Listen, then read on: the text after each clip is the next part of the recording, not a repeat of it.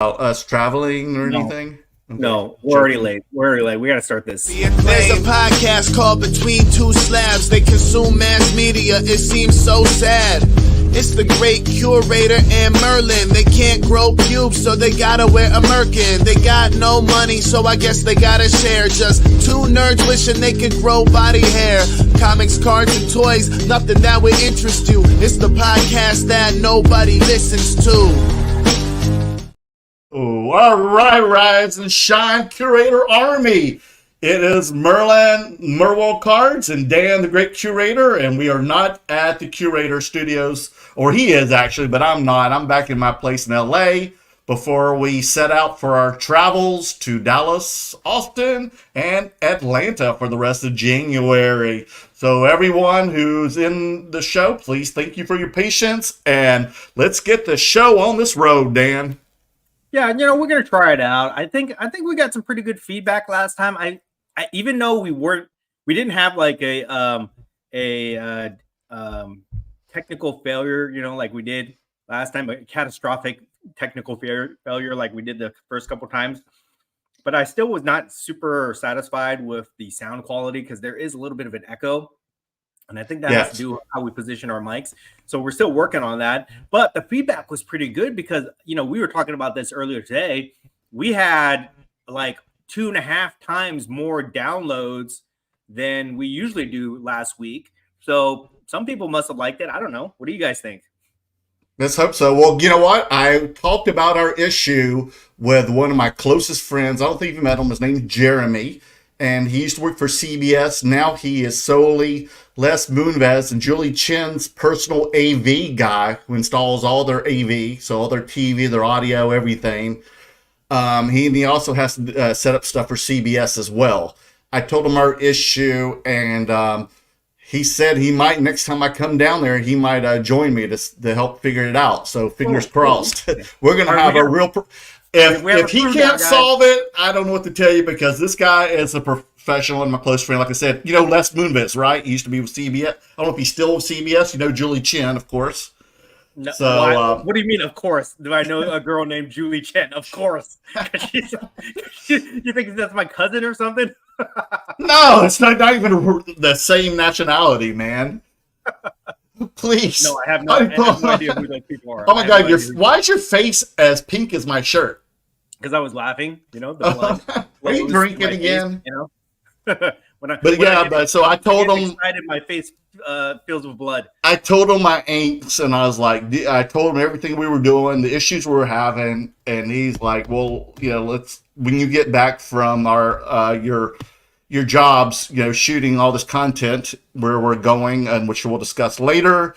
That next time we do it, he'll see what he can do for us.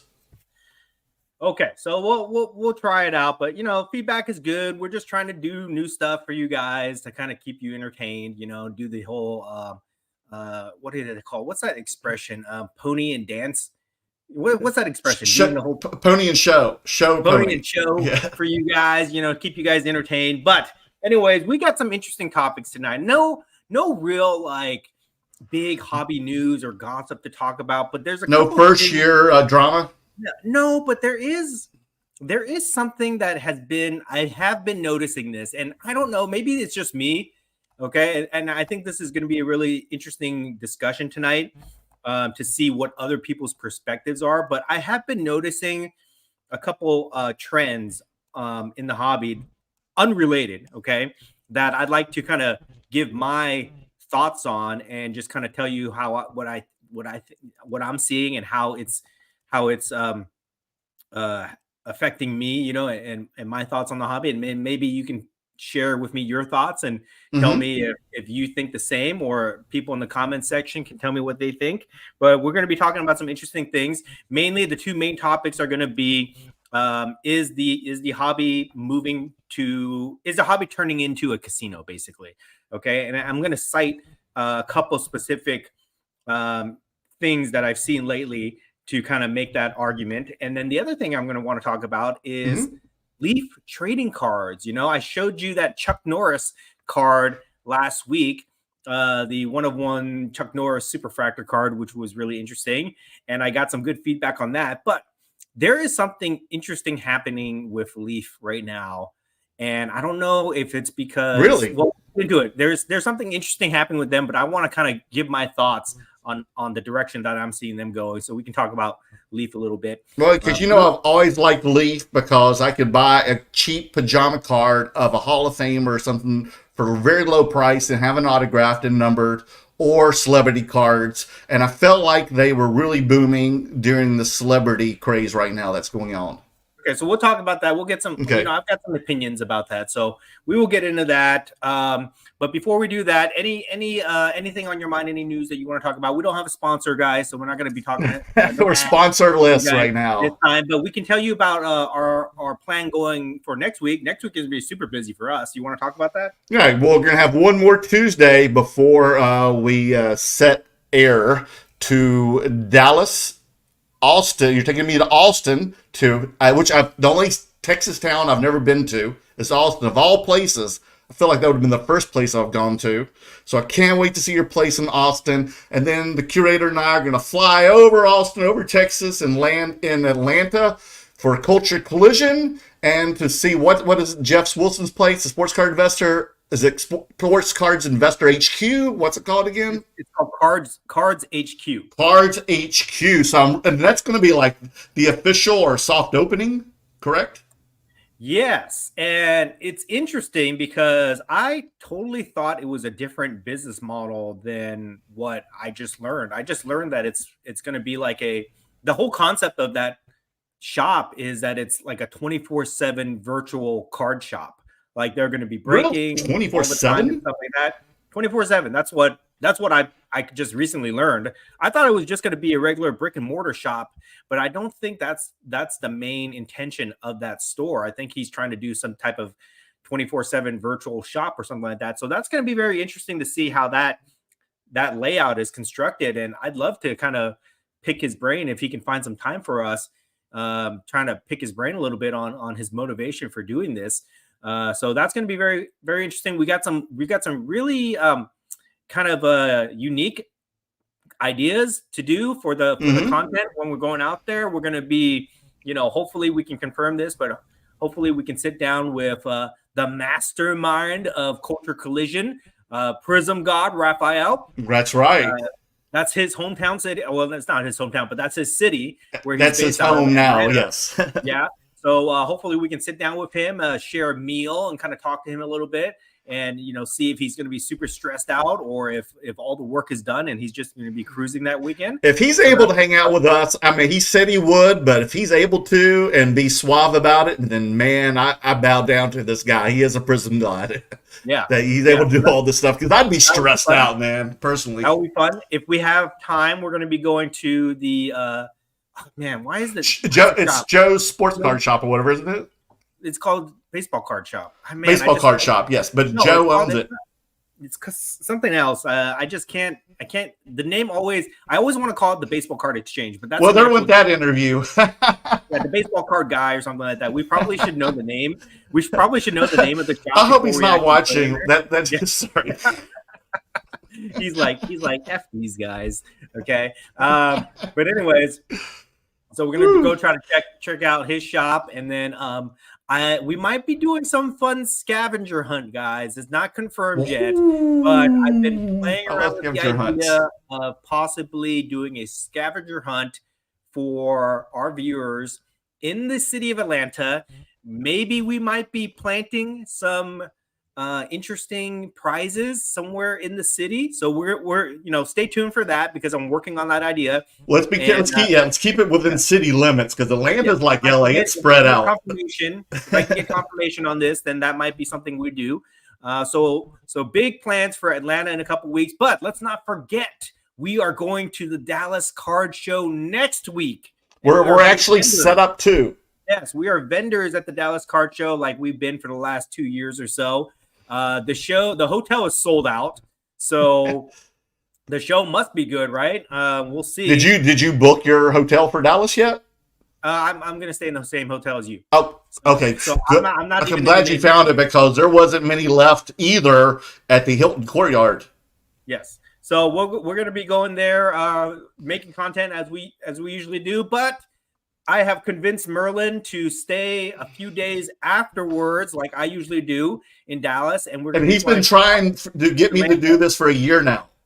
Yeah, so we might be shooting some fun Dallas content too. You know, we might be. You know, I'm definitely going to be taking Merlin to some good spots. You know, you made a request for that Brazilian style pizza place, right? And now I can't eat the damn stuff. That's right. So you said, okay, so Merlin has recently learned, I guess, that he is extremely violently lactose intolerant. So you can't eat cheese. And gluten. That's been the bane of my pain, as you would say. That rhymes, doesn't it? Bane of pain. All meat now, all protein. I'll eat nothing but meat, baby. All meat. I can eat. I'm in Texas. She said, and I can eat vegetables, which I love. You know, I love vegetables. I can eat everything. I just can't eat desserts and pasta and pizza now. If I want to, and believe it or not, Dan, this is my first day. You're not going to believe this, folks. I want to share this with you all because it's a very special day to me. I think I might even get a tear in my eye. But this is my first full day so far. So far, it's what time is it right now, Dan? It's 6:19 p.m. Pacific time here right now. This is my first full day in 4.5 years without any medication or whatever, except for the supplements I'm taking from the pathologist, that I don't have any kind of pain. Oh, well, that's actually a big deal, guys, because that is a big deal. Complaining about this neck pain for like the last 2 years. Yeah, I've had it since you met me. It just got worse. They also said I'm allergic to you too, so we got to stay with you. Okay. No, there goes my pain again. Is that another Asian joke? Is that another Asian joke? No, dude. She hears those every night. Okay. No, so anyway, it's very special, but I would love to eat in that place, but there's plenty of steak in Texas. Donald, the show locator, goes, Merlin, they're going to hate you in Texas. You're going to show up as a woke granola hippie. And I was like, I can't even eat granola now, dude. So I'm just a woke hippie that has to eat steak. Okay. All right. Well, we'll find something for you. You know, we'll get you. You know, I can eat anything. Give me that steak place. You've taken me so many good steak places that I've loved them all. Okay. All right. So what about fish? Can you eat fish? Yeah, of course. Okay. Actually, that's another thing. I am also, what's causing my headaches is the super lack of riboflavin and vitamin D. Now, the vitamin D comes from the lack of going out into the sun, because you and I are always at conventions all the time and doing live streams at home. Okay. So I need more sunlight. Well, you can just drink milk, you know? So. No, I can't, or I'll die. Oh, that's right. You're lactose. No. drink. They make lactose-free milk. You can have that. No, I drink almond milk, but that's still not enough vitamin D. So I'm getting supplements. This is the $5,000 question. This is how much it costs to see a pathologist for me, professional one developer. Yeah. Oh my gosh. Hey, it's I've already spent that much on doctors already, who've just made me feel worse instead of better. So to them. Okay, well, I can see we probably lost about 15 viewers since we switched over from a hobby show to a nutritional talk show. But that's okay, guys, because we're just trying to do different things to, Hey, I know half these people are like in my age bracket, so it's okay. They need to hear it. And you know what? The way I learned about this stuff, it's because of the viewers, because of other collectors who've come up to me at the tables and given me word of advice. And it took their advice for me to finally go do it. And my girlfriend, Maria, is really pissed off at me because she said I never listened to her. I waited until some collector dude came to a card show to tell me that information. Well, we often ignore the people that are closest to us, but yeah, right? Whenever we meet a complete stranger at a local card show, then we tend to take their advice. Okay, they must be an expert. They must be an expert. Well, they're looking good. I can see change. You've seen these people. They're when you're in your 50s and you see all of a sudden this guy who was kind of bloated, and now all of a sudden he's ripped. I want to ask what he's doing. Okay. All right. So I'm going to be ripped, man. Update on Merlin's health condition here. So thank you all. Anything else you want to get into hobby? Let me preface this. Anything else you want to get into hobby related before we get into the topics tonight? Anything you want to? Yeah. Well, I just wanted to share that because I wouldn't be saved if it wasn't for my hobby influencers in the chat room right now. So thank you so much, man. It has been busy. I got to start packing. I'm pricing shit right now, man. I'm trying to get everything ready. I'm trying to figure out how to get everything into 2 suitcases because Dan said that's my limit. But I've got cards. I've got photos, man. Oh my gosh, so much this. I don't know where to even start. But we got to make sure, because we're doing is setting up at Dallas, and we're just doing content in Atlanta. So I've got to be picky. I think I'm doing the Daniel show this weekend. I'm helping them out. The young Daniel and the older Daniel. That card show. Yeah, I think I'll post it. Yeah. What is it? It's in Chino Hills. Yeah, I'll post it on my Instagram, and Dan can do it on a story or something. But I just felt like, I've known those guys since day one. It's a father and son, and I've known him since he was half my size, and now he's twice my height. And I've seen this kid grow, and he's, grow to a man, and he's doing great as a promoter. It's already sold out. So this is going to be my warm-up for the Dallas show, and I just want to support these guys. So if you're in the LA area, come check it out. I'll have it posted on Instagram. Very cool. One thing, I think it's going to be a little bit difficult for us to change our mindset from vendor to attendee, from going from Dallas to Atlanta, right? Like, it's going to feel a little bit weird walking into Culture Collision and not want to sell stuff. You know what I mean? Like not having that as the priority, not making money being the priority. True. Because you started off as a dealer, as a vendor, and then went to doing content. I started off walking shows, but I was a flipping on. Oh, you were? I used to do like what Roth Cards does all the time. I used to walk around and flip stuff. Well, maybe we can see you in action again doing this. That's going to be an exciting thing. The muscle memory might come back. So let's try it out. We'll see, but what I want to do is I want to focus on just enjoying the experience. You know what I mean? The excitement and finding a card and making a deal and doing this and that. I want to have that type of mindset and not feel like I have to hustle and try to make some cash. You know what I mean? In order to get there and be happy. I mean, for me, that's going to be a little bit a hard transition because we're so used to it being vendors. Yeah, but I feel like we're going to be more in control with this.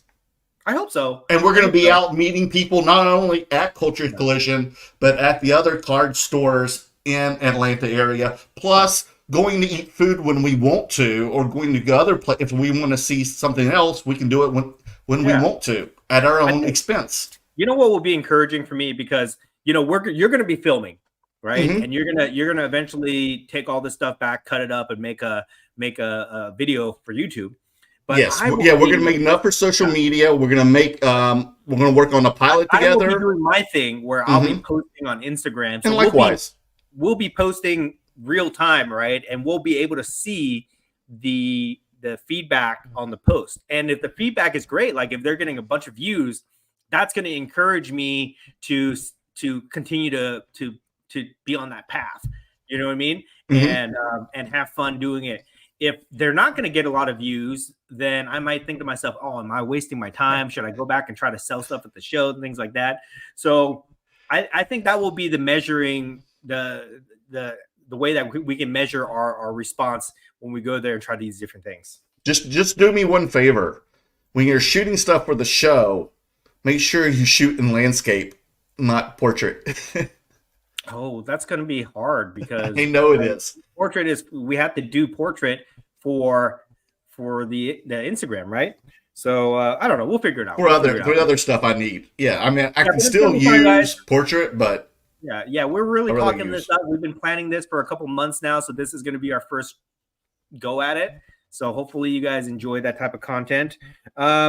And there might be some surprises. We never know what happens when we're gonna have a lot already. The wheel is turning. Dan already had me talk to a few people today. I was on the phone with some people in Atlanta trying to get everything squared away and situated for us. So I think you and I are going to be super busy as soon as we hit the gate in Atlanta. If anybody lives in those cities, Atlanta, Dallas, or even Austin, and there's like a great card shop or something that we need to kind of recommend, a great place to eat, something that a good joint, for, let us know, because we're definitely looking for recommendations for sure. But it's going to be you know what? I hope we find good cards too. I hope we can do maybe some challenges together, maybe for the viewers. I don't know. We can think of something fun. I've got a really interesting story that's developing, right? So okay. My Kobe platinum portraits that I found in Japan. Kobe, right? Mm-hmm. So I found that card. So this is a developing story. If you guys haven't followed my Instagram, Ooh, I found this raw Kobe platinum portraits, 1997 platinum portraits card in Tokyo, Japan. Right. Mm-hmm. It was priced reasonably. Most of the cards in the stores were overpriced, but this particular card just happened to be priced reasonably. It was $13.90. Okay, just under $1,400 for this card. And I was looking up comps on it, and SGC 7 sold for like $1,500, I think. Woo. PSA 8 sold for like $23.50, something like that. Double the price. I was like, okay, raw card $13.90. Maybe if I grade it, it comes back a 6 or 7. Maybe I can get $1,500 for it, whatever, right? Okay, so I'm doing the math in my head. $13.90. If I send it in grading, $75 grading fee, I'm into it for just under $1,500. Worst case scenario, I can break even. If I get a PSA 8, maybe I make a little bit of money. Okay, so made that content. That content kind of blew up a little bit. People were very interested in this story. So then bring it back to America, take it to our friend, Mr. Minty. Mr. Minty. We make some content about that, and he's prepping it for submission to PSA. And he said that it looked pretty good. He said it might be an 8, might be it's a strong candidate for an 8, basically, is what he said. So I said, okay. So we sent it in at the $75 service level, okay, with a $1,500 declared value. All right. And then over the weekend, he sends me a picture of the submission form. And he told me that I got upcharged. Okay. From $75 service, $75 fee to $300 fee. I got upcharged from $75 to $300. And the reason I got upcharged is because the PSA people said that the declared value of the card was inaccurate. I had put it at $1,500 declared value, but they said that in this $300 service level, the declared value has to be between $2,500 to $5,000. Okay. So I'm thinking to myself, wait a second. If they're saying that it's $2,500 to $5,000 and a PSA 8 recently sold for under $2,400, I must have got a good grade. I must have got a 9 at least, right? On this part. So then and he blocked it out. So a lot of people were asking me what the grade is. I don't know what the grade is, guys. He sent me just a screenshot and he blocked it out because he wants to make content about it. But Steve knows. Steve knows, yeah. So he was in Africa at the time. Now he's back, and we're going to meet up this week to go to PSA and pick it up, right? But he didn't tell me. Okay. Mm-hmm. So anyways, so I make this post about it, just kind of joking, and the way that I am, I make this post and I say, hey, what do you guys think? Right.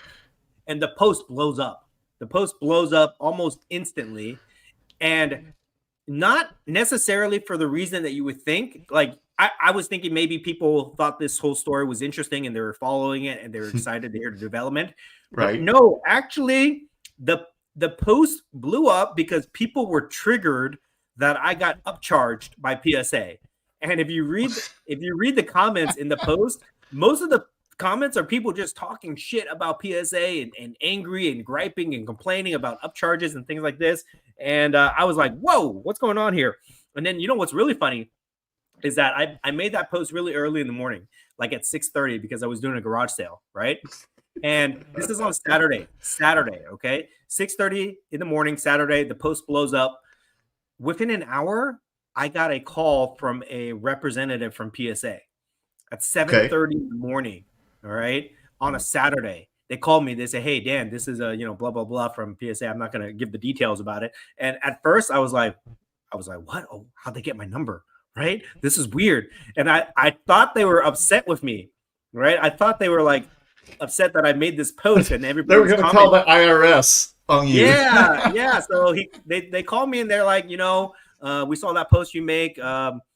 Interesting content that you're making. Do you want to know the grade? Do you know the grade? Do you want to know the grade? And we started talking a little bit. And I said, don't tell me anything. Don't tell me anything. And they said that it was interesting content and they might want me to do more content for them. I guess I got their attention or something like that. But first of all, it scared the shit out of me because they called me at 7:30 in the morning on a Saturday, right after I made this post. I didn't tag them or anything like that, but somehow they saw it. But that is the latest development here. So anyways, I have a scheduled appointment to meet at PSA with Mr. Minty on Friday to pick up the card. So I will finally get to see the reveal of this card. I don't know, guys. A lot of people are asking me what I got. I don't know. Mr. Minty blocked it out. Okay.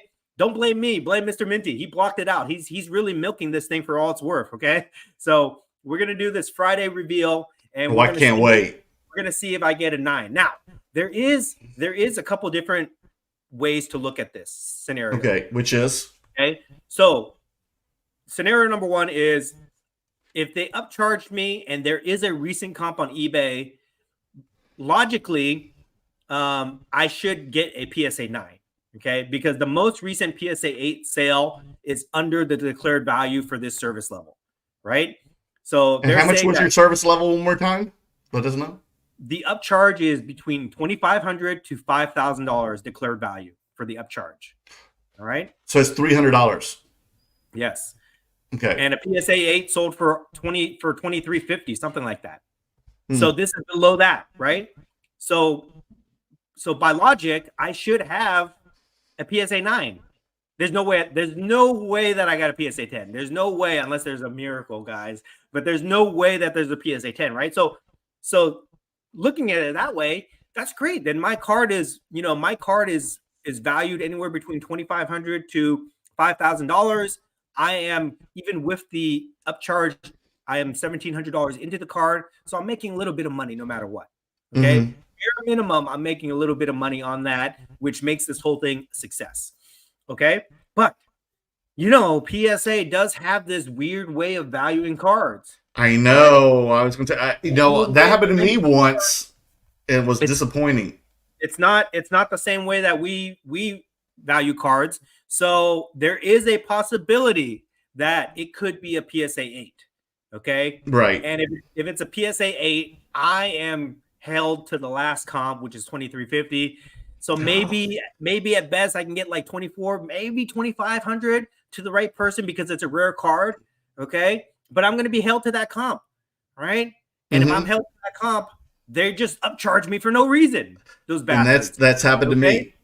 So I don't know. I'm not like putting all my don't do it, Dan. Don't do it. Because I'll be really disappointed, but we'll see. Okay. And if it comes back anything lower than that, I will be furious. Okay. I almost wish they didn't build the suspense for you because it's going to ruin you, man. Yes, it's tough. But if it comes back a 7 or less than that, I will be furious.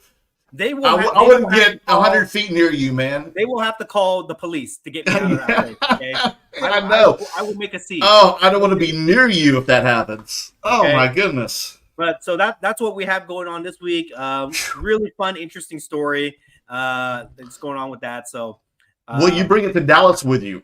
Yes, I have to because I have to sell the card. So the story is not complete. This is my Cody Rhodes story here. The story is not complete until I flip that card because that was my intention for getting it. Although if it turns out to be like 9 or 10, maybe I just keep it. I don't know. We'll see. But I want to flip the card so that I can. You heard that first, right? So that I can try to pay for that Japan trip a little bit, and then if I can prove that I can do something like that, then maybe I'll go back out there and I'll buy a bunch of cards, and try to do the same thing. Yeah. Okay. All right. I think it's going to be 8 or 9. 8 or 9. Let us know what y'all guys think in the comments below. Okay, let us know. Yeah, so we'll see. We'll see what happens. Okay, but anyways, okay. So enough of that small talk. Let's get into the topics of discussion tonight because that's what people are waiting for. We have 2 of them. I did see that we got a super sticker from John Holt. So appreciate that, Colt. I think that's how you pronounce the name. No, it's John K. Holt.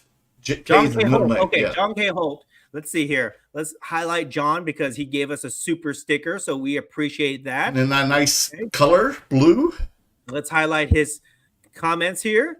He said, John Holt said the whole month of January is going to be crazy good content. Yes. I'm excited, dude, because I feel like I'm on a roll with the content right now. A lot of my things, I'm having a lot of fun with this. I've got all these creative ideas that are just kind of just falling out of my head right now. So I think it's going to be fun if we can execute it. That's the big thing. We can have a lot of. Also remember when we come back from Dallas and Atlanta, we're going to start the new Between Two Slabs, the interview show. That's right. That's right. We barely even talk about that, but that is in the works too. So John Holt says, who will be doing the filming on the trip, and are you going to do live shows for the trade nights? Yes and yes. Yes. Yours truly, I'll be filming, also guest starring, co-hosting as usual. Dan, is always, we got him going. He's always on fire. Talent, guys. Okay, he's on-screen talent. Yep. I'm Merlin, the showrunner here. Merlin, he's the producer. Like I said, he's the lawyer who does all the wheeling and dealing. I let him handle the contracts. Yes. That's too much. That's way over my head. I just handle the creative stuff and the booking for the creative stuff. Yeah. That's my post. Yeah. And that's Merlin my role. will be doing the filming. You'll see Merlin on camera too, but Merlin will be taking all the shots and making sure that he gets the material that he needs so that he can cut it up and make us look good. And then I'm like Bradley Cooper and Maestro. I'm acting and directing. We will be doing the live shows from the trade nights for Dallas for sure. For sure. Okay, that is for sure. And then Culture Collision, I'm sure if we can find a way to hook it up, depending on where they're hosting it, because last time they had it in this weird lobby, like the open air lobby. There's no way we could have done. Oh my god, it was so loud in there too. So we'll have to see how Culture Collision is set up with their trade nights, but for Dallas for sure, and if we can do it at Culture Collision, we will be doing that for sure. And then we will also be doing the regular Tuesday night shows because we will be together in Austin next weekend. I mean, 2 weeks now. And then, 2 weeks. Wow, it's already here. Woo. So there won't be any interruption, guys. So plenty of content for you. You get to see our big, beautiful faces all week long. So enjoy it. Okay. All right. Let's get to the topics of discussion tonight here. Okay. The big one is, we had it in a thumbnail, guys, is the hobby turning into a casino? Okay. And this is not a new observation. People have been talking about this. People have been making this comparison for a while. The Card Father from Burbank Sports Cards talks about this all the time about like how breaking is starting to look more and more like a form of gambling and how it's becoming the front facing part of the hobby. Okay. But I have noticed a couple of things and I agree to a certain extent that breaking is a form of kind of like playing like a slot machine. You know what I mean? Where people just buying a break, and then you hope you get a big ass card that can, you sell for 6 figures like that Tom Brady Expo Superfractor or whatever it is, right? Mm-hmm. So I agree that it resembles that. But here's the observation that I've been seeing lately, okay? And I'm not trying to call anybody out. I'm not trying to start any hobby beef, all right, or anything like that. But I have been seeing people make content about sports gambling, okay? Prominent hobby content creators or influencers, right? Whatever you want to call them, but people that have a platform in the hobby, in social media, have been making a lot of sports gambling content. So not breaking, right? Not anything that has to do with the hobby, but specifically for sports betting, right?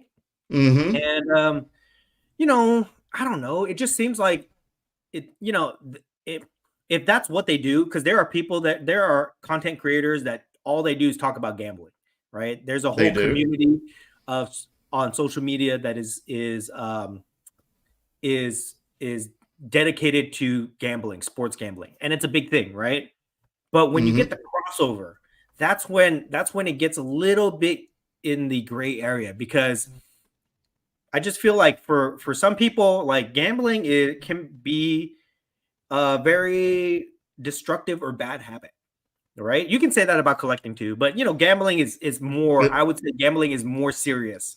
It can be an addiction if you're not careful.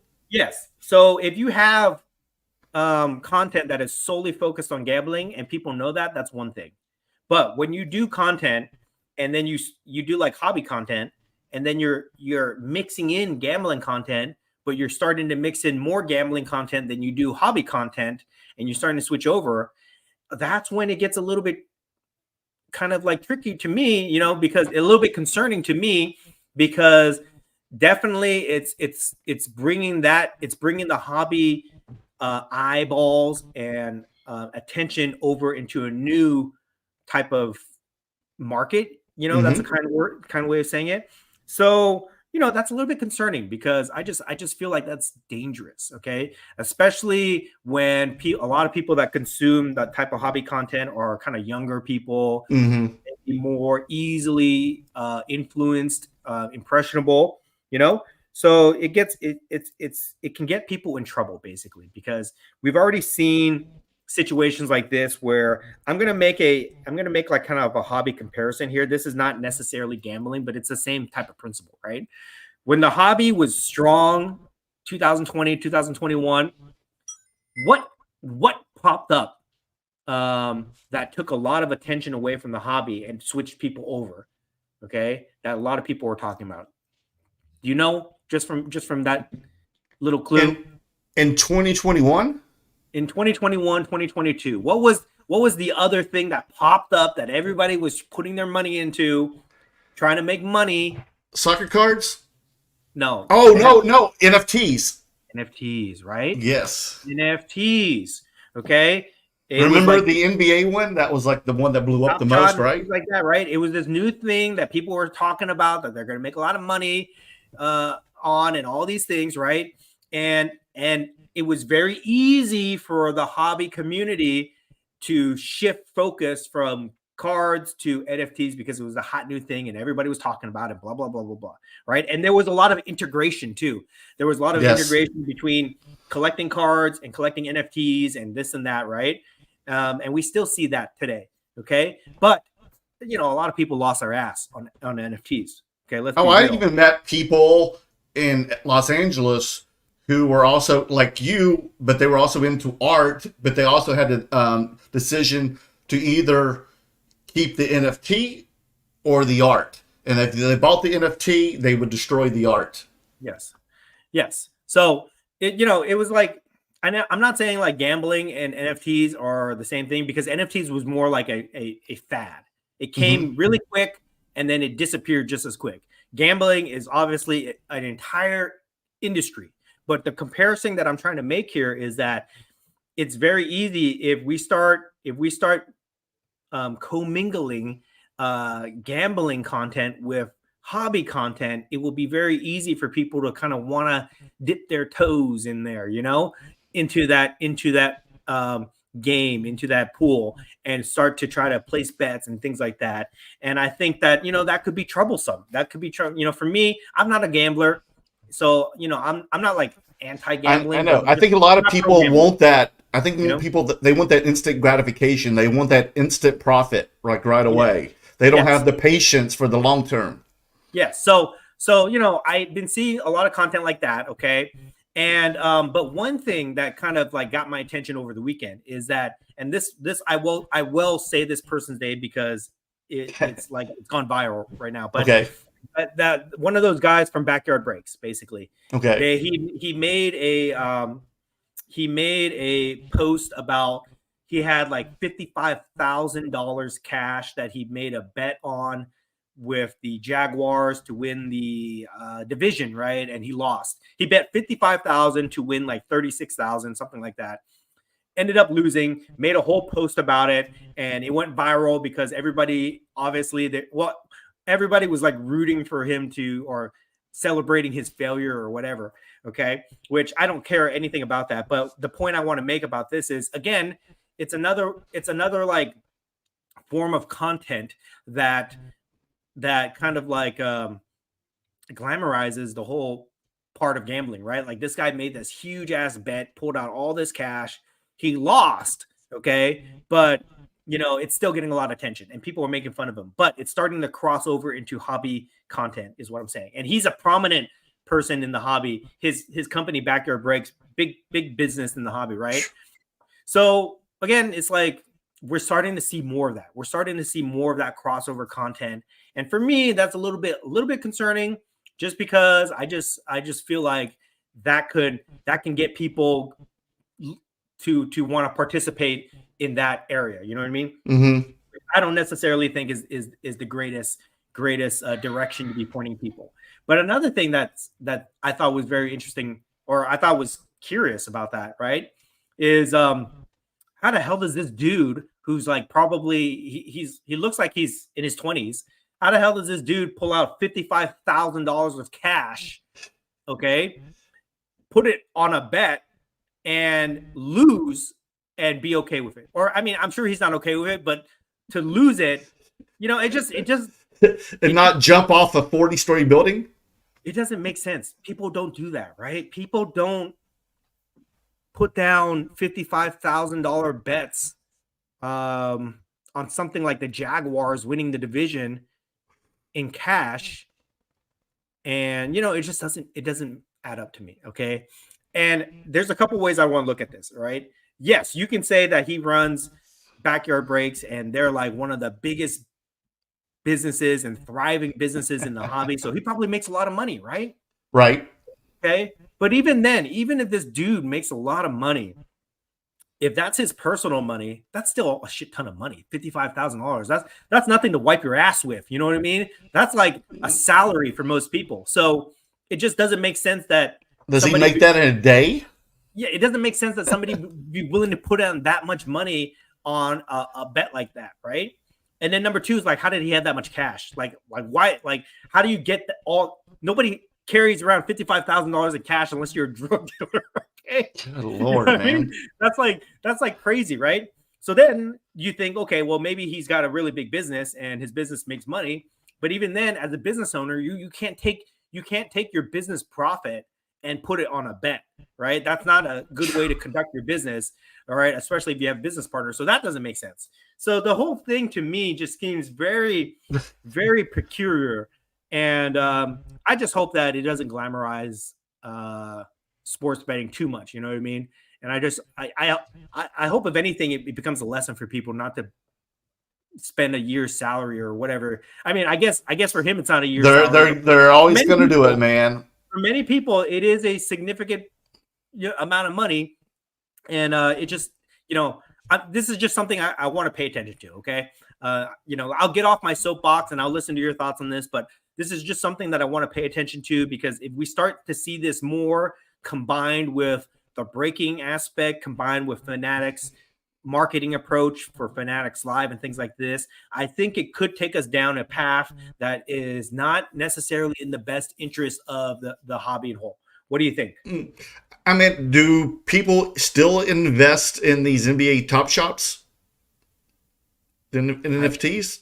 Huh? NFTs? I mean, I don't know. Like I kind of loosely pay attention because some of the people that I follow in the hobby are also into the NFT community. And with the NFT community, it's to me, it's very similar to any type of community within the hobby. Right. You've got a group of people that have invested heavily into this type of collectible, the NFT, and they're trying to do their best to keep it alive, right? And they're supporting each other, and they're trying to tell people about it and trying to bring new people into the community, right? So that's kind of like what I'm seeing. But as far as prices go, I think the NFTs have hit rock bottom. They're just not. It's not a good investment. I think or a gamble. I think people realize that they're not, unless they have something attached to it, some type of benefit attached to it, then they're not anything. You know, it was like a cash grab. Basically, what really bothered me about the whole NFT fad was it just seemed like a cash grab for so many people. You had anybody who knew how to do any type of graphic design making up whatever it is, basically, and putting it out there on the trading platforms, OpenSea and whatever else they have, and people were just buying these things, right? And they would buy it, and then they would list it, and then it would trade again, and you know, it would just, a lot of fake money was being created through that, right? And I mean, I did talk to some people, like lucky people, like Flipping Steve, where he bought like a pack at the beginning of Top Shop and he forgot he had it, and all of a sudden he gets a notice that someone wants to buy his pack for like $18,000. That's crazy, yeah. And he sold it, yeah. So he took the money and ran. You know, it's interesting. I would love to see some type of deep study on this at some point, because look at that example, okay? Steve buys a pack of Top Shot, whatever. How he probably paid like $50 for it or something like that. Right? Yeah, like maybe 100, 200 the most. Okay, so he gets a pack of 50. So he gets Top Shot, buys the pack of Top Shot for $50. He gets paid $18,000 for it, right, within a short period of time. What did he do with the $18,000? Oh, he went to Florida and went fishing with Michael Hamm. You know, probably for him, probably yes, but for most people in that scenario, they probably took that money and they bought something else with it, another NFT, a card, or something like that. Oh God, really? Ooh. And I feel like a lot of that money was just kind of like what's the word I'm looking for? It was just like artificially created within these trading platforms, because a lot of people on these NFT trading platforms, they were using cryptocurrency to buy these collectibles, right? And the cryptocurrencies change all the time. And, you know, like you don't really have a lot of ways to spend the crypto, depending on what it is, right? Unless it's Bitcoin, you don't really have a lot of ways to spend crypto. So they were putting it into these different collectibles. These collectibles were growing up, people were flipping it, but it was just creating this artificial value. And then what I think happened is that people were kind of trying to find ways to move this money off of those platforms by either buying a huge sports card or something else that they can get a physical thing from, right? A physical item. And then I think that's what made these huge record sales over that crazy 2.5 year period. And now people are cashing out on those huge investments that they made, but it was like found money for them. So, you know, like you always see these things like, oh my God, this Luka RPA or this LeBron rookie refractor or whatever, it sold in 2021 for $1 million. And then it just sold on whatever auction site for $100,000, you know, 99% drop or something like that. Right. But I theorize that a lot of people that bought those cards with that type of money, it was found money. And they were basically trying to cash out of their digital investments into some type of physical collectible, and whether it goes down in value or not, they had it, and basically they, you know, it was, and they got out of it eventually. You know what I mean? So I think that's what happened during this crazy period, and you know, I'm sure one day somebody's going to do a research paper on it, and then we're going to really get some good data that comes out of that. Yeah, but how come you and I don't really participate in breaks in any form or fashion? I mean, you and I have just done it just to help support friends who've done it, just to see what it's like and just to get our toes wet, and then got right out of it. You know, like how come we don't get into the addiction of it? I think for me personally, it's just, I'm just not a gambler, you know, like I was raised in my family. We don't gamble, you know, we don't play poker. We don't play blackjack.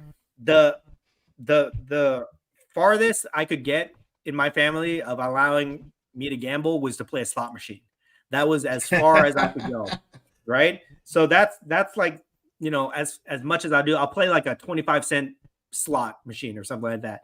So I just don't have much of a interest in gambling. To me, you know, I work hard for my money. So if I lose like $5, I'll be sick to my stomach. You know, if I lose $10, $20, I'll be sick to my stomach. You know what I mean?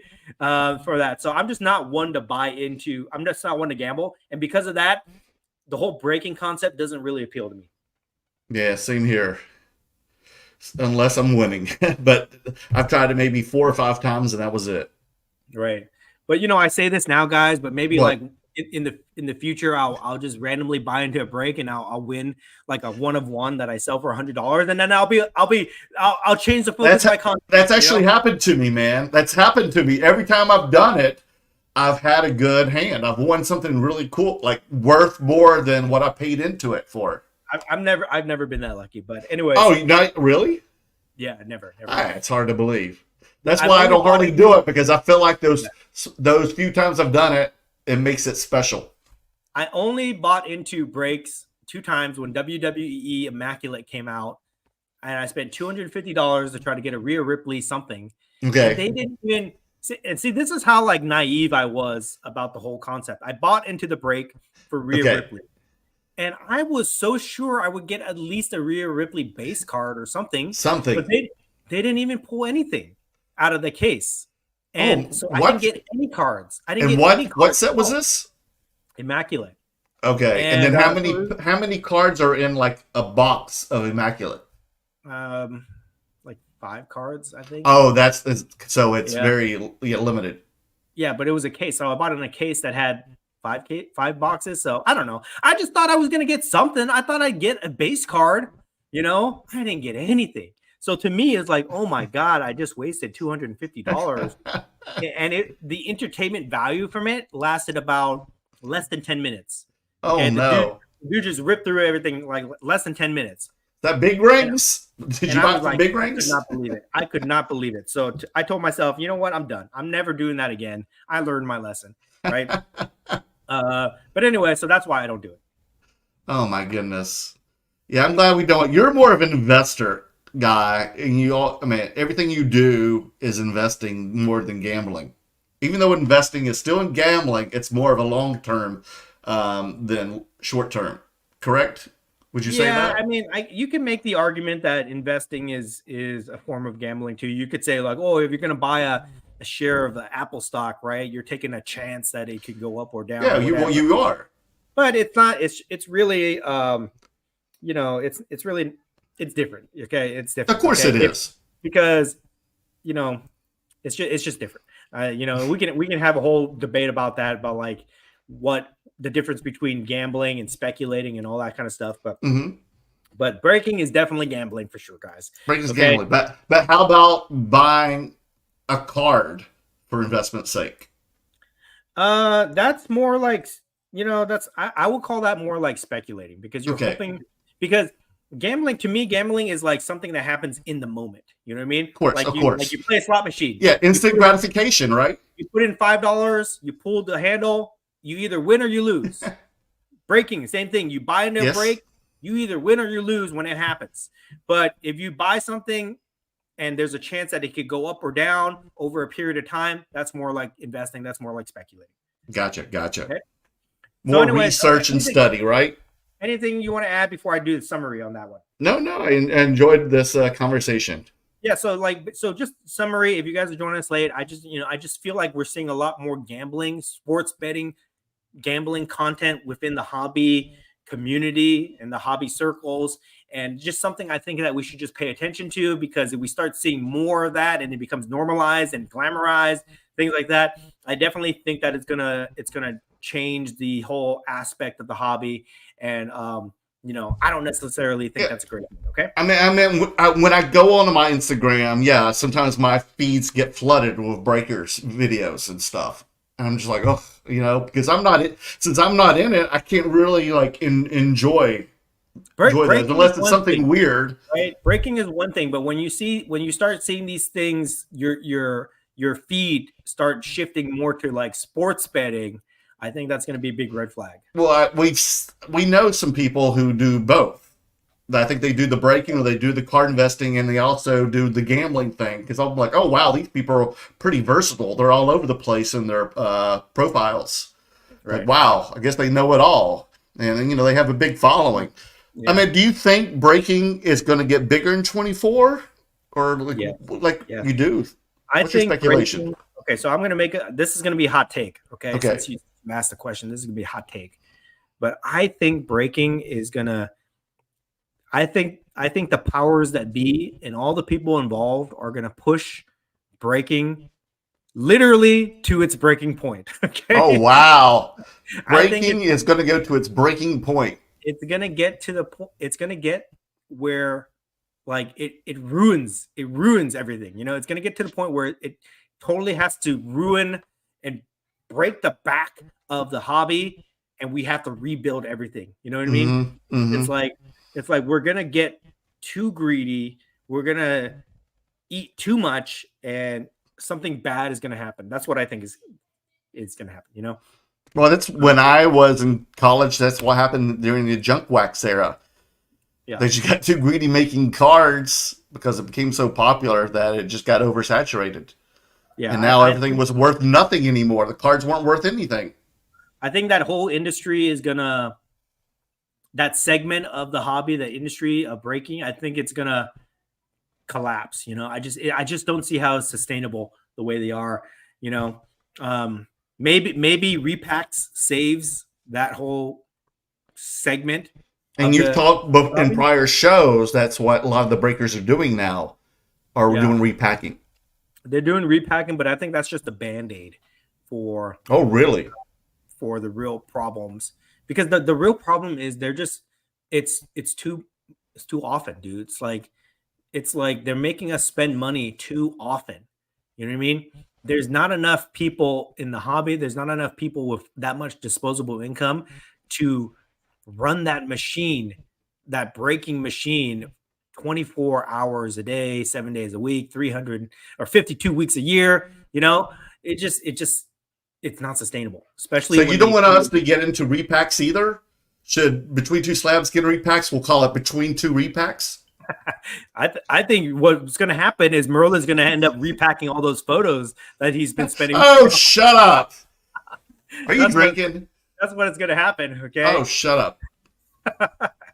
But anyways, okay, all right. Can we move on to Let's our next do it. topic? Thank you for the information. Is also equally interesting to me. Okay. Is how do we save leaf cards, basically, right? Okay, so Brian Leaf, the founder of not Brian Leaf, Brian Gray, the founder of Leaf, right? He sells the company and he leaves a couple months ago. I don't know if he had planned this. I don't know if these were concepts or cards that he approved under his reign. But I got to say, this whole series of college female athletes that they've been promoting over the last several weeks, like the NIL stars, women, the NIL stars, right? Like Libby Dunn and twins from Miami and all that. They are definitely taking a certain approach to these cards where it looks like it's a theme. You know what I mean? It's not okay. I gotta be careful. And by theme, you mean what? Well, okay, I got to be careful because I don't want to offend anybody. Okay, because really, like, I'm on people's side here. Okay, but it's like female athlete cards are not new to the hobby, right? We have them all over the place. Correct. Okay, and whatever they are, if they're a swimmer, a basketball player, tennis player, whatever, it's usually an action shot. Okay, even a female wrestler, it's usually like an action shot of them doing something, something cool.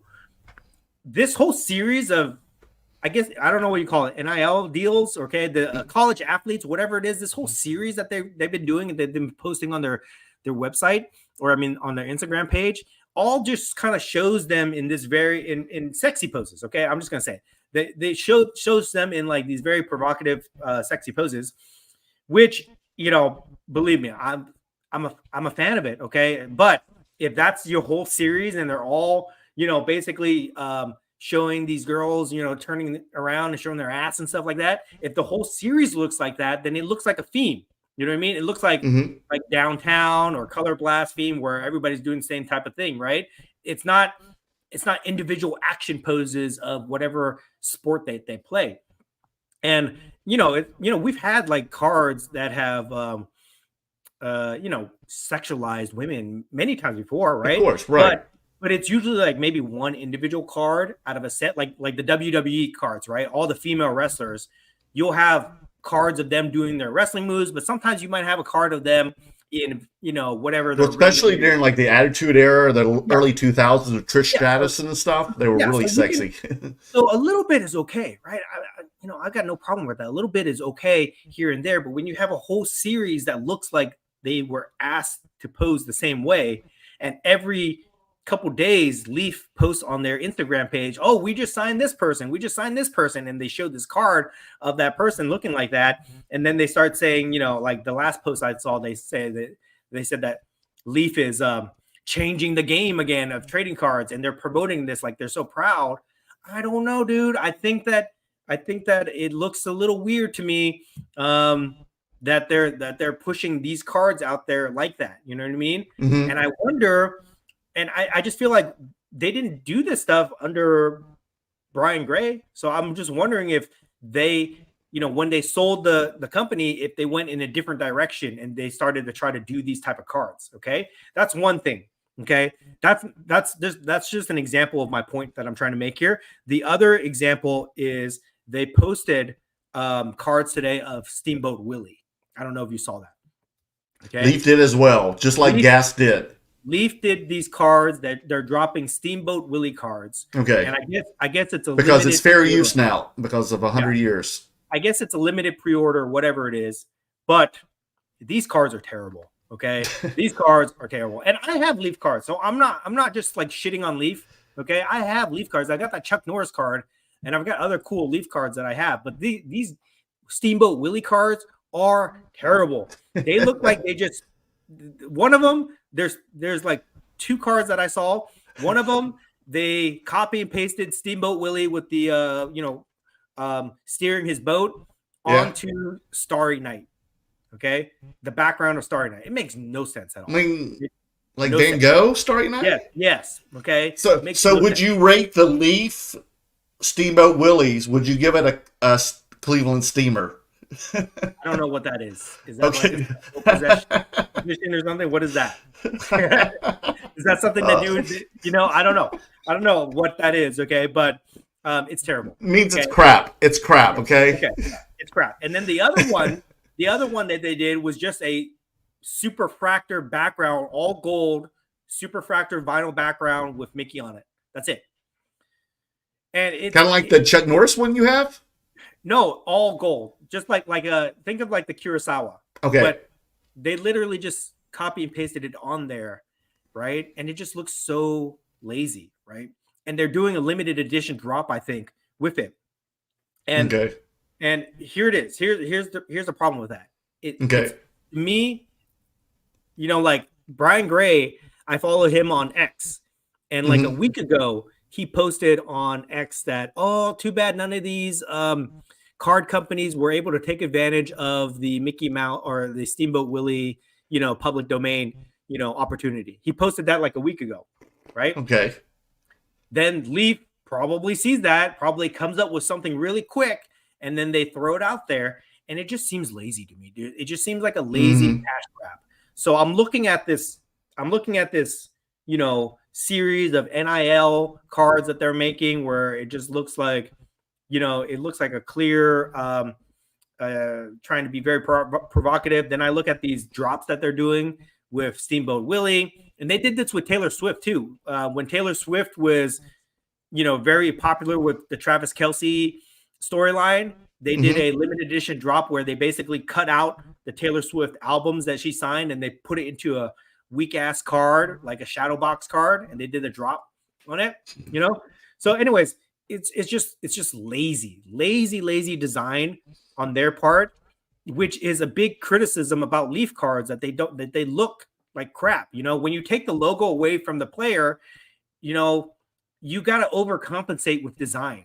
And what they're doing right now, it just seems super, super lazy. And I think it's hurting the brand, to be honest. That's my opinion. What are your thoughts? No, first impressions are always the best impression of something.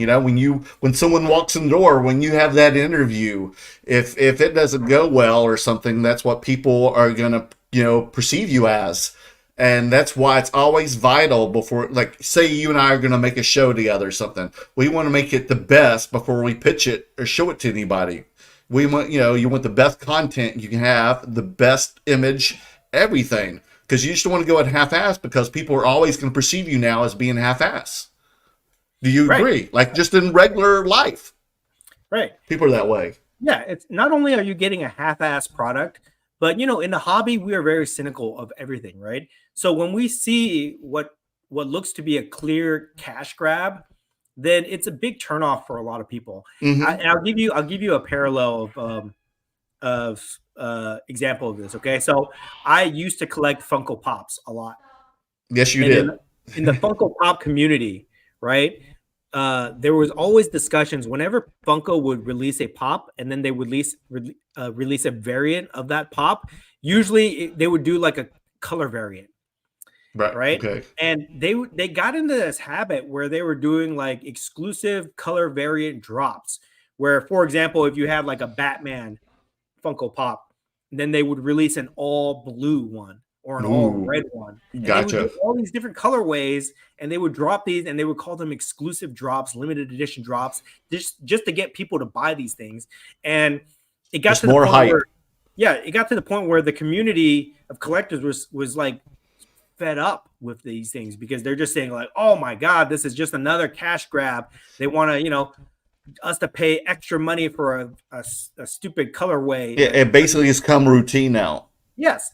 So we're seeing that with this example, okay? Like this Steamboat Willie example, it's a clear cash grab on their part to capitalize on this Steamboat Willie, public domain opportunity, which I wouldn't be mad at them for if it was done well. If they took some time and actually made a piece of art out of it. Yes. Like Piggy Banks could do a way better job than Leaf. Okay. I'm so glad that you brought up Piggy Banks, right? So, I consider Piggy Banks a friend. I've supported him for, like 2 years now. And I've gotten to know him where I can kind of talk to him and kind of see how he does things. Mm-hmm. And I think with Piggy Banks cards, the reason that they sell well and they always sell out and that they're starting to become popular and more coveted is because he has really good graphic designs. Yeah, and attention to detail. Yeah, he's not just like copying and pasting and just putting things out there just for the sake of it. Like his stuff is well designed. You know what I mean? And I'm actually seeing other independent card businesses pop up. I don't know what you call them because they're not really custom cards anymore. They're more like art cards. Art cards. Right. Art cards. Mm-hmm. And you're starting to see these cards. People can design really well. You know what I mean? Like the graphic designers that they're using are coming up with these really interesting concepts here. I'll pull this card out real quick just to show you. Okay, I got this. Quality sales. I got this from who is it? I saw that post the other day from you, Ken Griffey Jr.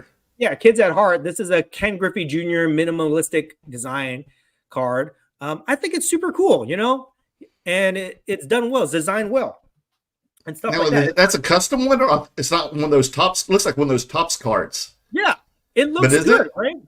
No, it's from a card artist. His name is. Oh, it really is. Okay. Kids at Heart, and he, he sent me this one, and I thought it was super cool. You know what I mean? That's nice. That's cool. Yeah. It's a unique, interesting design. And I'm just thinking to myself, like, these dudes are doing this. They're probably using like overseas designers or something like that, but they're able to do it. Why can't a company that makes a ton of money like Leaf, and I know Leaf makes a lot of money because they were sold for multi-million-dollar, fee. Why can't they invest in a good graphic designer to put something together, right? If they're going to do a cash grab and try to take advantage of this Steamboat Willie thing, at least put some effort into it. Don't just throw something up thinking that we're going to buy it. Know your customers is what you're saying.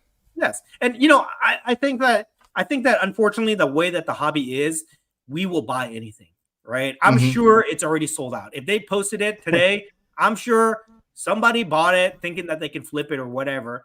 But but it's just lazy. You know what I mean? I think that they can do better. I think that they can, you know, if they're going to ask us to buy their cards with no logos on it, you know, which makes a big difference. Okay. It looks weird. Like they posted this hockey card. Okay. This is how deep I'm getting into this. I'm talking Leaf about made a hockey card. Yeah. I'm talking about hockey cards now. That's how deep I'm getting into this, guys. But it's still Leaf though, right? They posted a card of Gordie Howe, the old hockey player. The Hall of Famer, right. Yeah, the legend. Wearing a red jersey, you know, skating and wearing a red jersey. He doesn't have the logo, whatever team he played for, the Flyers. Oh, you're talking about the pajama type card. Yeah. This is even with the old cards, they're still pajama cards because they're still licensed with the NHL, correct? And it looks weird. It just looks weird when you don't have a big ass logo on your jersey where it's supposed to be, right? And if they're asking us to accept these cards, you know, they have to at least put some effort into designing them. You know what I mean? To make them look cool some way, please. You know what I mean? Like, it's not enough. Like, I think the argument that they're making is like, you get more value, right? You can buy our cards for like $300 or, you know, versus another card of the same player, same rarity, same print run for like $3,000. You get more value with ours, right? And you can either make more money or you can lose more or less money because of that value. But there's no real value there. You know what I mean? Mm-hmm. The value has to come in the design. And I'm gonna spill a little secret here, okay? Okay. And I might get in trouble for this, but I think that nobody's really gonna listen to this point, okay? So I think I can get away with it. But I think the reason that piggy banks cards are so successful over all those other card artists, all those other custom card guys out there right now is because he gives more value with his overall package. You know, he gives you an experience. Not only does he give you a very well-designed card, but he gives you like, let me show you. Where's that thing here? Okay. So for this, right? Not only does he give you a really well-designed card, but he gives it to you in a, I gotta try to pull this out here.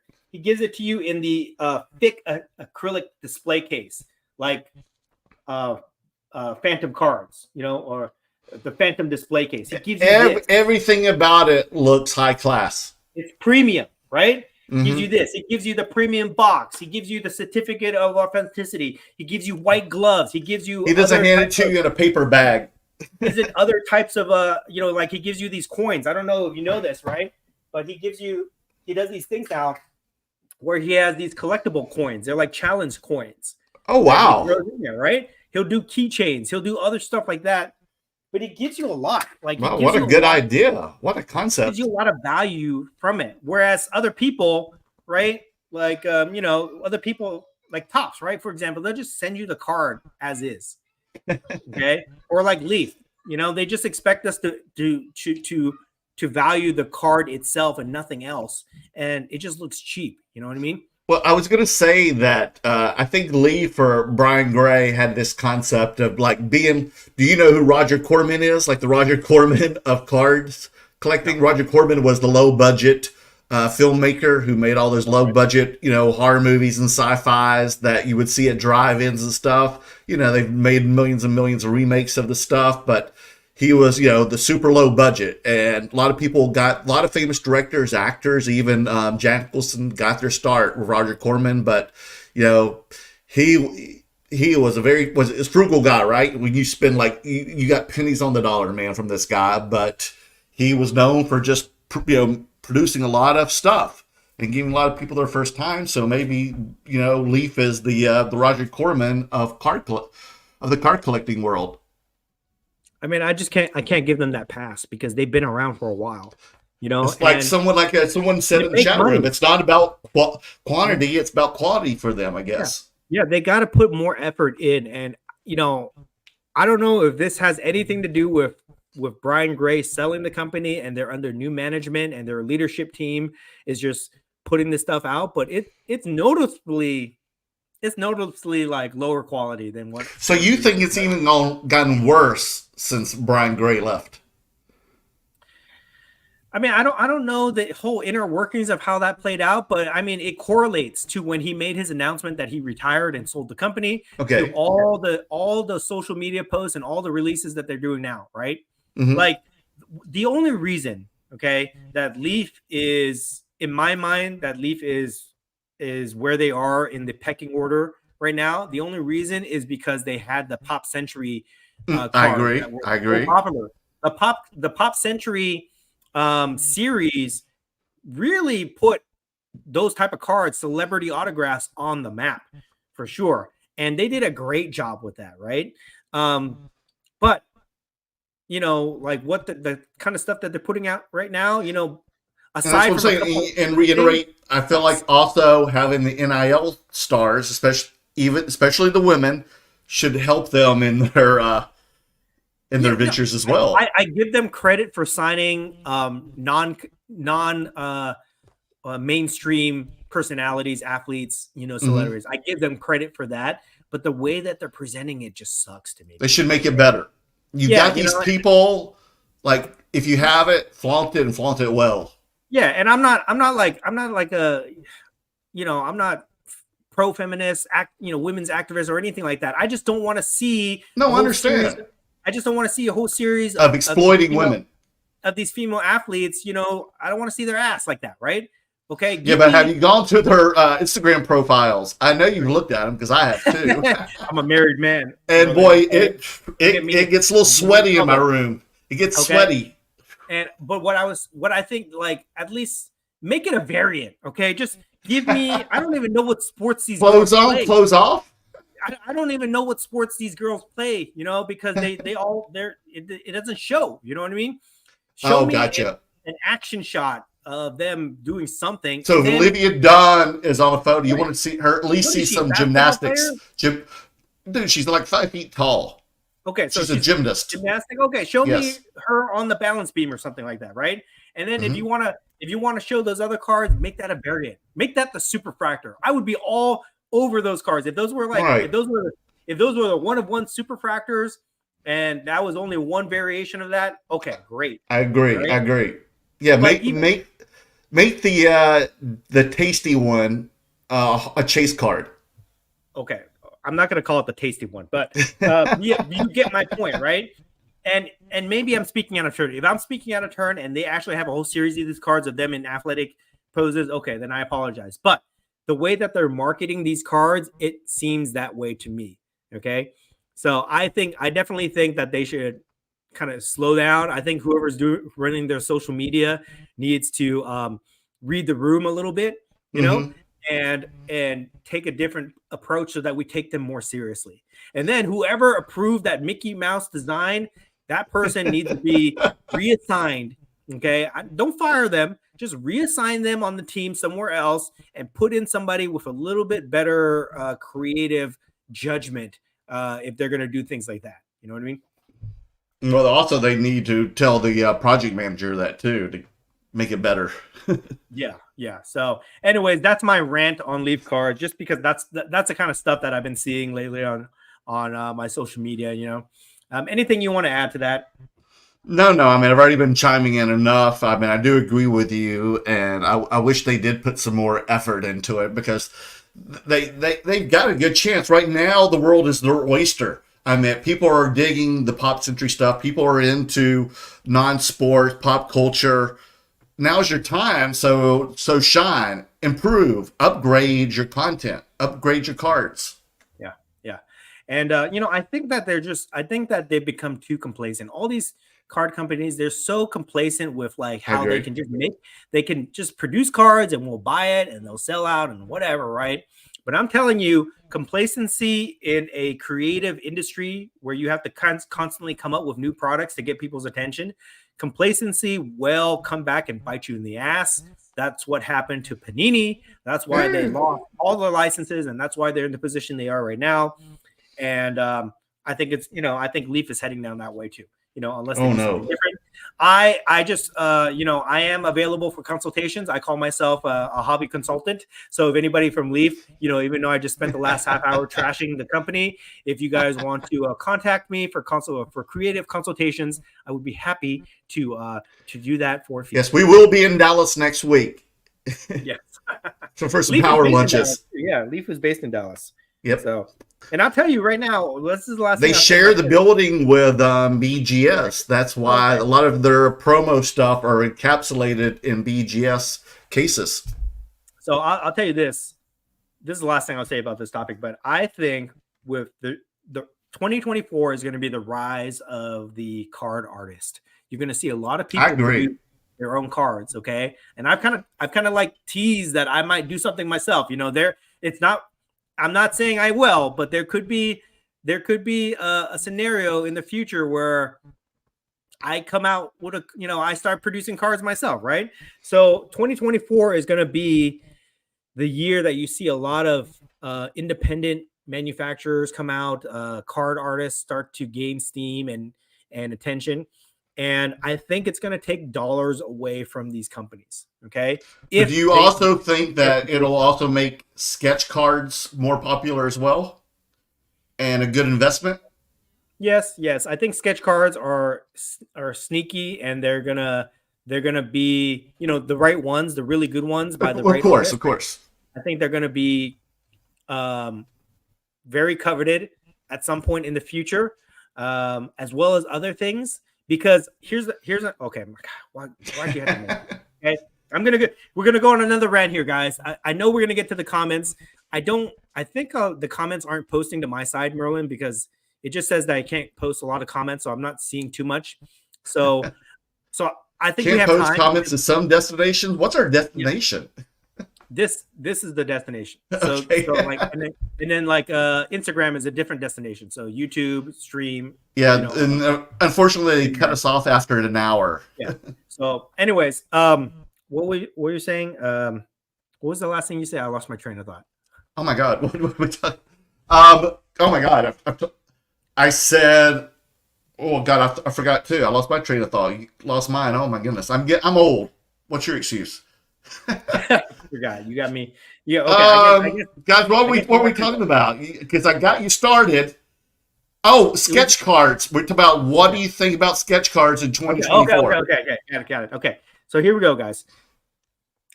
For so long, the hobby has been focused around these gimmicks that have shown us what is the most coveted card. Okay. So before cards were a thing, before inserts were a thing, right? People would just collect the top card in the set. But then these manufacturers came out with these gimmicks to tell us which are the top cards in the set. And those gimmicks are autos, on-card autos, and relics, right? Mm-hmm. But over the years, like when they first came out with an on-card auto in the late 90s or whatever, it was like, oh my God, that's awesome. Let's get it. When they first came out with game-used relics in cards, that was awesome, right? Let's get it. But over the years, they have gotten, again, complacent and lazy with those gimmicks. They went from on-card to sticker autos. They went from game-used relics to player-worn, and sometimes not even player-worn, just like manufactured patches and relics, right? So they've totally watered down those gimmicks that made those type of cards so coveted, but people still chase them, right? But if you were following what was happening on Twitter, X over the weekend about this Mark Jackson story, did you hear about that? No, tell me more. So apparently there was this Mark Jackson card that was a sticker auto that was confirmed by Mark Jackson, the basketball coach, former basketball player, Gotcha. himself, to be not his signature. Okay, I think a Wax Card Museum posted. So it was Mark Jackson and not even his signature. Yes. Okay. And that's not the first time it happened. There's a whole thing with Luka. There's a whole thing with Messi. There's other type of. But those people are like Mark Jackson. What's his issue? Why wasn't he signing? Like, it shouldn't be that hard to get Mark Jackson to sign. Exactly. Right. And this is not the first example of these sticker autos not being real. And them getting called out on it, right? And so it's like, not only do they water down the gimmick by taking the on-card to a sticker auto, but now some of these stickers are in question, okay? And when you lose the consumer confidence in this, when the back of the card that says guaranteed by the company that made it, when that guarantee no longer is trustworthy, then that's going to be a big problem. You know what I mean? And especially like when these supposed game used relics, when they can be switched out or whatever, or they're not even really game used or whatever it is. I think people are going to move away from those gimmicks because it's been too watered down. Okay. And, in the late 90s, early 2000s, it was cool, but the last like 20 years or so, it has totally been watered down, and I think people are going to move to different type of gimmicks to chase, right? Like these manufacturers are going to move off of that, and they're already doing different things. They're doing like these crazy redemptions, like the Taco Fractor redemption. They're doing on the Marvel side, they're doing like comic cuts where they're cutting the actual piece of the rare comic books and they're putting which is kind of like their version of a jersey. Yes, but it's the real for pop culture. It's the real, supposedly it's a real original comic book. So like, it's coveted. Like our friend Spidey Hits recently sold like his Spider-Man comic cuts, Amazing 15 one for like 30 grand, something crazy like that. What? Right? Yeah. What makes it 30 grand? It was from Amazing Spider-Man 15. I mean, Amazing Fantasy 15, Spider-Man's origin. But it's like cut up. It's not the real magazine, is it? That's a different conversation to have. Okay, I don't want to crap on his parade, but that's I know that, but still, I was just trying to figure it out. I'm trying to put my head into it. They're going to move to different gimmicks like that. Is what I'm saying, and I think that at some point these sticker autos and these relics that they're pushing, I don't, it's not going to appeal to me anymore. You know what I mean? That's like, I don't think that's going to be the chase for people. What are some of the most coveted chase cards from the 90s that everybody loves, right? The refractors, right? They're not even numbered, but they're coveted for what they are, because they're rare and they're cool cards and they're well designed and they don't have these crazy stupid gimmicks behind them. But anyways, I think that's going to happen sometime in the future. Maybe not this year, but at some point, we're definitely going to be moving away from that crap into something new that is less watered down until that new gimmick becomes watered down. I think that's why I had to send in my Leaf Octet card to get authenticated. I didn't get the autographs graded because it's 8 autographs, 4 on the front, 4 on the back, but I just wanted authenticated so I know and other people know that all 8 autographs are for real. What happens if one of them is not offended? I know, right? Right? I got a little nervous about it because I've seen like those things popping up, and you telling me about this story before that I was a little nervous. Yeah, but crazy. Okay. Anyways, I think we rambled on long enough. Let's get to these comments here. Anything else you want to talk about? Anything you want to show off before we get to the comment section? Well, I posted a lot of stuff on Instagram today.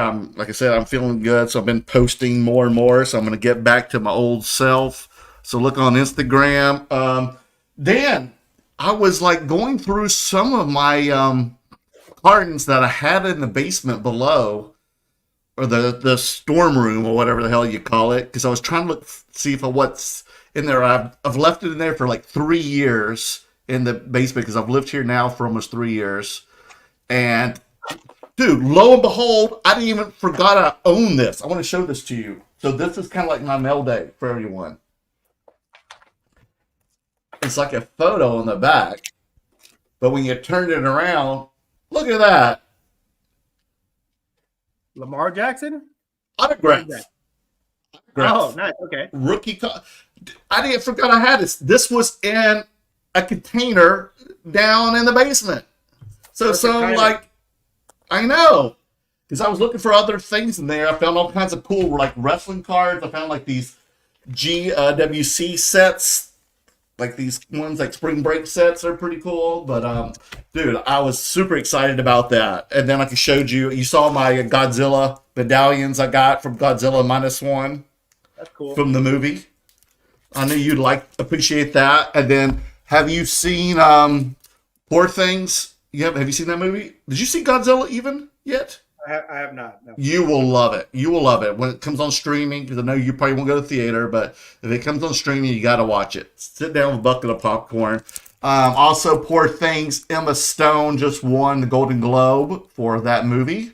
That movie is, I don't know if you like demented movie or seen that director's other movies, The Lobster and the something deer, or what's the other movies? But Poor Things is really good. Do not take your children to see it. It's very adult, warped film. It's kind of like Frankenstein meets Alice in Wonderland. But I got a keychain at the movie theater when it came out with Emma Stone on the back. And it's got the head of a dog and the body of a chicken. So if you see the movie, you understand what that keychain's about. So that's cool. You can find collectibles anywhere, can't you, Dan? Exactly. Everything is collectible. Mm-hmm. Yes, sir. Couple things I want to show off here. First, I'll show this. So the wrestling community, I don't know if you know anybody. Oh, yeah. Okay, but they produce. So the guy who runs the wrestling card price guide page, he produces these wrestling card collector series, which is basically cards of all the people in the wrestling community. Okay, wrestling collector community. Is that the same guy that did we meet him at the National? I'm pretty sure we did. Okay. His name is Paul. I think his name is Yes. That's it. Anyways, they produced that, and then they were gracious enough to include me in that set. So they made me this little card here, even though I'm not like I consider myself kind of like on the fringes of the community. I talk to some people, but I'm not as heavily involved as the OGs in that community. But they were still very nice enough to include me in that wrestling card set. Nice. And then, so this is the base card of that set, and then there is a chase where you get a metal version of the card. And, whoa! It's cool. The people that pulled this, they sent it to me. So that's how cool that community is. What? So that was an actually card you can pull out. Yes. Yeah. So it's it's like there's three versions. There's three of these out there. Someone pulled it and they sent it to you. That is awesome. And so there's three of these, right? And because they made 150 sets, it's a 50 card set. So there's three metal cards for each person, and two of them have been pulled, and they sent them to me. So two different individuals sent me my version of this, and I'm looking for the third one. So just something super cool to be part of. And did you have to pay for them? No, I didn't. I offered money. I offered to pay these guys for the shipping cost at least on this, and they wouldn't take it. So that's super cool. Wow, that's so cool. Sweet. That's very nice of them. This set is sold out. It's just a fun set for the community, but just something cool that I got. So I want to show a lot of love to them if I can. I don't know if I want to show this to you guys, but I'll just show this very quickly. He always does this. This card was crazy. This card was a little controversial for different reasons. I'm not going to get into it. Oh, you're not going to show that nude one of me, are you? Of you? What the fuck? Okay, I'm kidding. Hey, guys. All right. Okay, because that would have been controversial. He's not kidding, guys. He's releasing that. That's going to be debuting at Culture Collision. Yes, I'm going to have my own risque leaf card. I heard. Okay. Yes. Yeah. He got the contract. Okay. So anyways, I got this Prism Gold, Tiffany Stratton.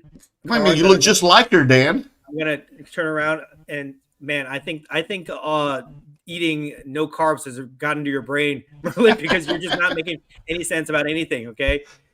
All right. Oh, I thought it was another card of you. It was looks like Tiffany Stratton. Stratton Gold. There's a little controversy behind this, but I'm the one that won this, so I'm going to send it to get graded. Okay, but you can't talk about the controversy yet. Or at all? No, I don't want to get into it. It's okay. It's yes, sir. It's deep. Okay, it's deep, and I don't think that you can handle it. Okay, it's very deep. Right? Okay, woo. So, that's what she said last night. The other thing that I got real quick here is I got this comic book off PWCC. Oh, you did? Vintage comic book. I like the Thing a lot. So the Thing versus Hulk is kind of like always a cool rivalry. So I picked up this. I think that's great art. Who did the art on that one? I have no idea. It's great. It looks like Kirby. And then I think I showed you guys this last time. I don't know if I showed you this, but I'm starting to get into not graded, but slabbed comic book pages. This is what? Okay, you have to explain this to us. Okay, I can't explain it to you because it's still a very unknown niche area. Dan, you can't explain it to me? No, because I don't want you to get into it. Okay, there's good opportunity there, and I need to make some moves first before I can start telling people about it. But I just want to show it off. So that's just not a ripped apart comic book that just got like a grade .01 or something. It's not graded. It's just one. It's just one page. Okay, it's one page. One page. And what do they do? Just authenticate it? Yes. Well, tell us more. Okay. Yeah, and slab it up. But so yeah, those are my things that I got recently. So let's get into it. If we don't have anything else, let's get into the comments here. Let's do it. We got a lot. Carlos, rise and shine, curator army. Carlos again, ready for another great show. Mark the Collector, happy Tuesday, party people. And Mark asked me to do a little shout out if you guys are looking for any of those Oreo Blackpink cards, slab PSA. I think Mark has a whole bunch of those, so check them out. And how about you? Do you still have any? I sold them out already. Oh, wow. Zup Chili, hello. Oh boy, what an emoji. John Holt, let's go. Again, thank you for the sticker. The Sports Car Professor 7, Orist. Good evening, gentlemen. Good evening to you, Orist. The Sports Car Professor 7 again. Were you talking about Joe of Got Baseball Cards Atlanta? Yes, we were. Got Thank Baseball you. Cards. I am committing that to memory. Cards. Got Baseball Cards. Okay. Hold on. Let me write that down. Got Baseball Cards. Okay. Baseball Cards. Okay. Joe. Emmanuel Delgadillo. I can't wait to see the restaurants you guys go on your trips. Neither can I. I'm looking forward to it. Well, Daniel, like when we're to it, I was going to ask you one thing though. When we're in Atlanta, do you want like a dive and a gourmet, like upscale, like a Michelin, or do you want like do you want to switch it up? Switch it up, wherever's good. But I'm a little bit concerned about these diet restrictions you're having. Okay, dude, it doesn't matter. No carbs, no dairy, no carbs, okay. no dairy, no gluten, no sugar, gluten. That's called. Do you want to see Merlin in pain again? We're gonna be eating at. No, we'll still eat anywhere we go to. Don't worry. I'll work my diet at wherever we go to. Guys. No, because we can eat ribs place. We can eat steak. We can eat fish. I can eat all that, man. Okay, I can't touch the cornbread. I can't touch the cornbread. See how long we last, guys. We'll see. Okay, next. No. Trader Griffs. Adam, what's up, gentlemen? Good to see you, buddy. Hope to see you soon. Denny's Cards. Atlanta had a great Korean food scene, apparently, but I've never been. Oh, I can eat all Korean food in the world, Denny. Interesting. Korean food in Atlanta. Okay. Yeah, let's see. They have a few places in Charlotte, too. My goal with this whole food concept is I want to become the Asian Keith Lee. Okay. If you know who that is. Okay. So that's what I'm going for. Wait a minute. You're going to get as big as Keith Lee? Yes. Do you know who Keith Lee is? Not the wrestler? Oh, you got me worried. Whoa. You don't even know. Merlin's not hip to TikTok, guys. Okay, but Keith Lee, if you don't know, is a food influencer. And anywhere he goes, it's crazy. He causes a commotion everywhere he goes. Yes, I heard. In a good way. Who's next here? Emmanuel, you guys are going to need a film crew soon like DAPS. Yes. Let's hope so. We're going to need a sound crew and a camera crew. John Holt, the whole month is going to be crazy good content. Yes, we reiterated that before, but thank you again, John. Carlos, Friday's reveal is going to be huge. Yes, I cannot wait. Okay, are you going to do a live reveal, or is this going to be posted later? It won't be live, but can I just can I focus group this content idea real quick here? I think let's do it. I think this would be funny as hell. So I will. So obviously they want me to go to PSA with Minty to do the reveal. They have a little room where they give you the cards and then you can pull it out and look at it. And what if I really milk this whole storyline and I do a piece of content where I'm saying, hey guys, I'm here at PSA, we're gonna do it, and then I show like a preview of me, like, you know, getting the box and being shocked in some way, and then I do this whole post about it, 1.5 minutes long, you know, about me being a PSA, me getting the card, me seeing the card, me having a type of reaction, and then I cut it. And I don't show the grade. I don't show the grade until the next day and I make another post about it, and then people will be like, "Oh my god," and they comment and all this stuff. What do you think? Is that going to piss a lot of people off? Whatever you do, Dan, is going to piss some people off, unfortunately. But I'd tell you go for it, because I think people who are watching the show now and your devout followers want to see it. I want to see it.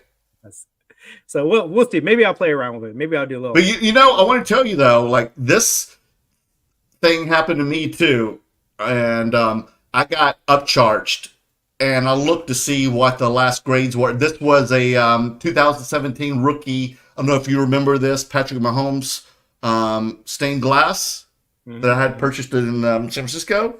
And I looked at the prices, and I was like, "Oh my God, it's coming back a PSA 9," because I saw the prices. It was in that price, that window you told us all about, and I got it, and I was like, "Oh my God, I'm going to have a PSA 9 Mahomes. Like, this is exciting."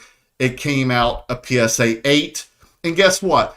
Did they not? I was so mad because did they not see the last comp? Because the last comp sold for $1,250.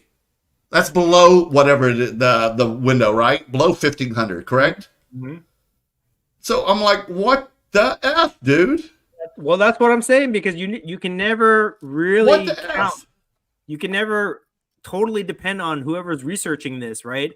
So there could be a mix-up. I could get screwed. That's why I said it in my post. Is PSA going to screw me over, or am I going to get a PSA 9? That is the question that everybody wants to be answered.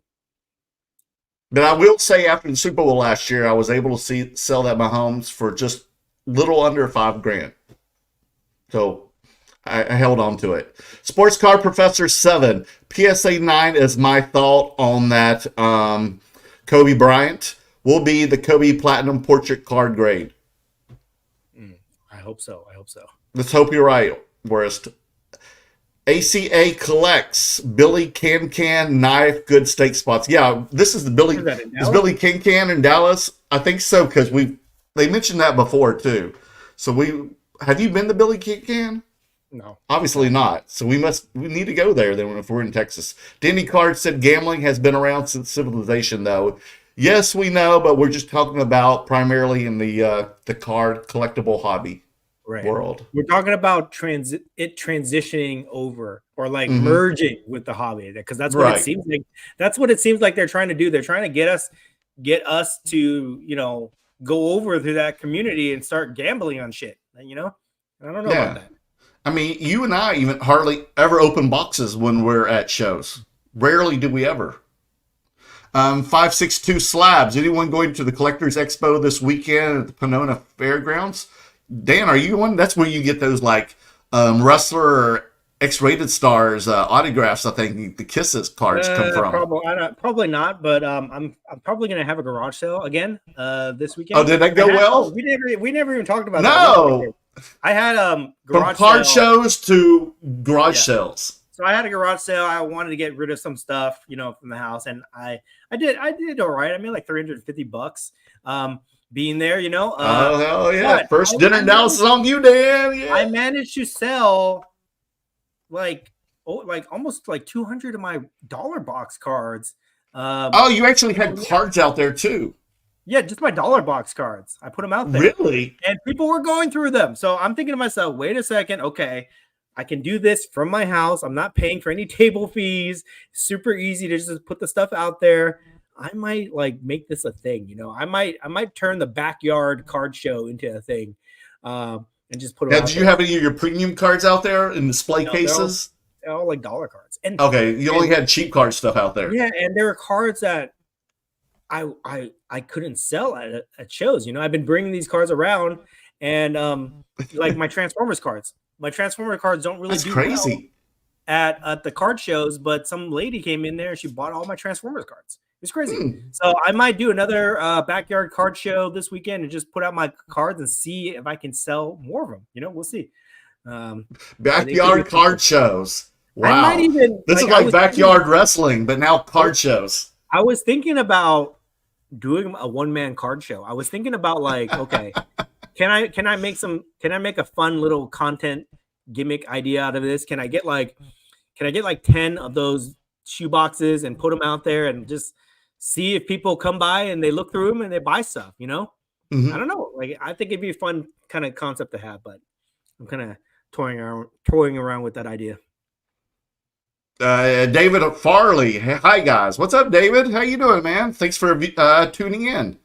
Emmanuel says, breaking is 100% gambling. Gamble responsibly, folks. Keep your kids away. That's right. So here's the thing about that, too. This is what I think troubles me is that, you know, like casinos have rules. You can't have kids walking through the casino unattended, you know, I mean, unaccompanied by an adult.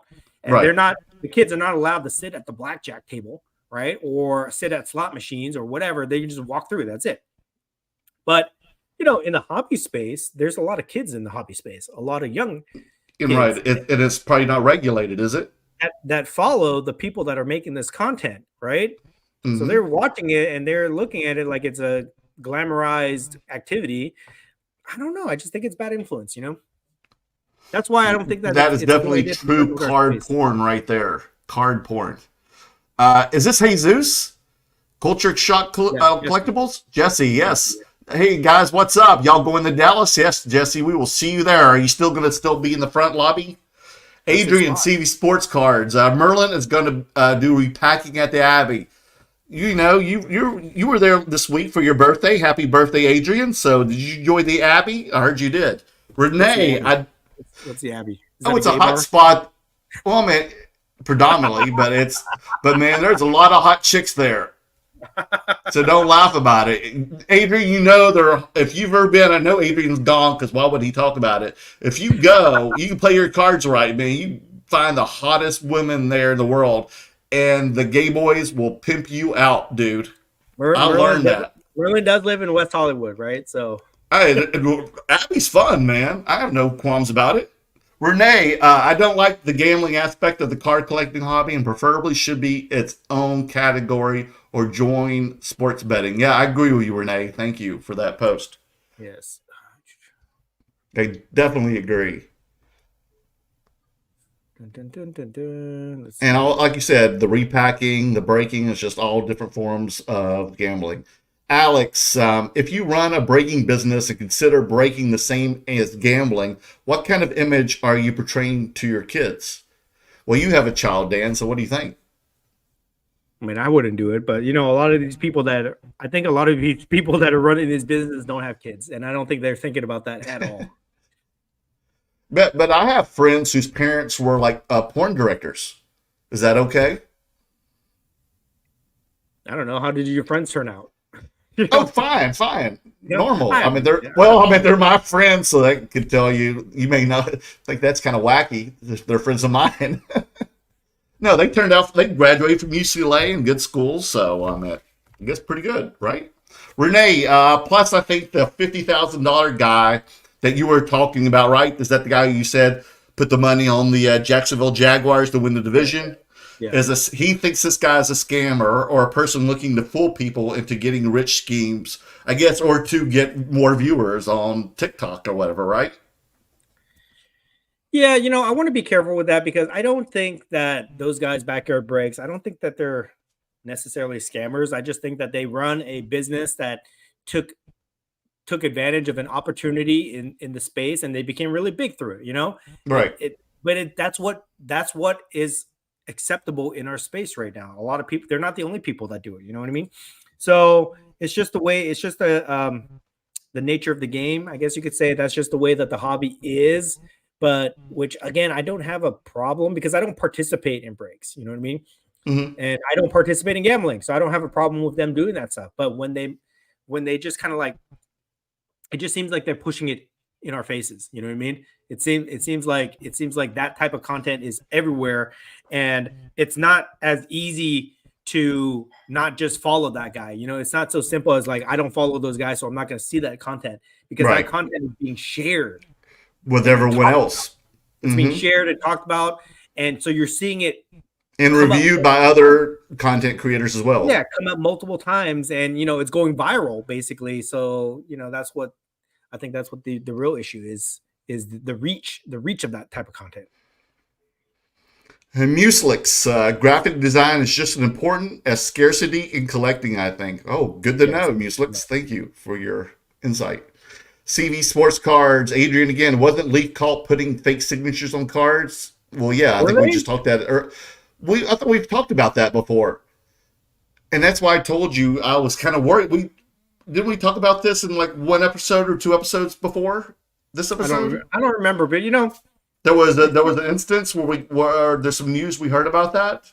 I don't remember, but like some of these stickers that are going in question, not just with Leaf, but with other manufacturers, like again, like why would you fake a Mark Jackson autograph? And like another one that comes to mind is people were faking the R2D2 actor. Kenny Baker.